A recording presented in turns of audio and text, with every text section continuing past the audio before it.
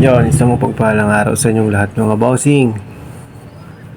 So, medyo tinanghali tayo ng gising kasi meron tayong uninvited visitor kagabi at pinuya tayo. Malala.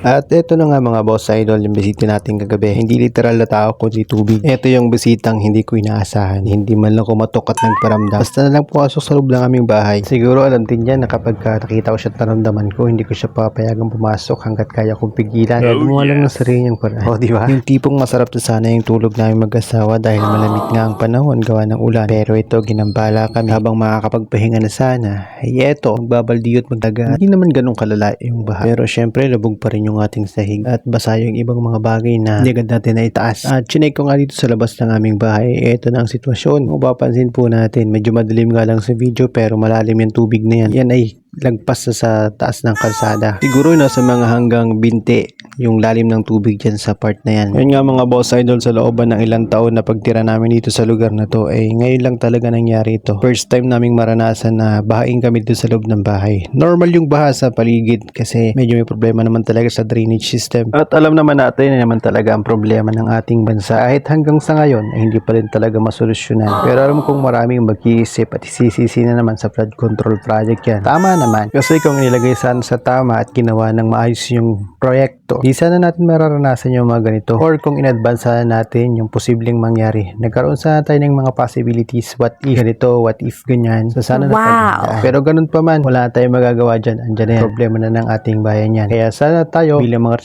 responsableng mamamayan ng bansang Pilipinas, sa atin sana magsimula yung pagbabago. Kahit sa simpleng tamang pagtatapon lang ng mga basura. Upang sa ganon, hindi man 100% nating masolusyonan yung pagbaha, at least mabawasan. O diba? Just saying mga boss. At ito na nga mga boss idol, nag-umpisa na tayong maglinis at magbaldiyo ng sahig upang mabawasan at patanggal yung baho at mga putik dito sa aming sahig. Nakakapagod man pero wala tayong magagawa. At alam kong may mas malala pang kababayan natin na Lipeño nakaranas ng ganito. Kaya ingat-ingat po ang lahat. Sana mawala ng bagyo. God bless. Keep safe everyone.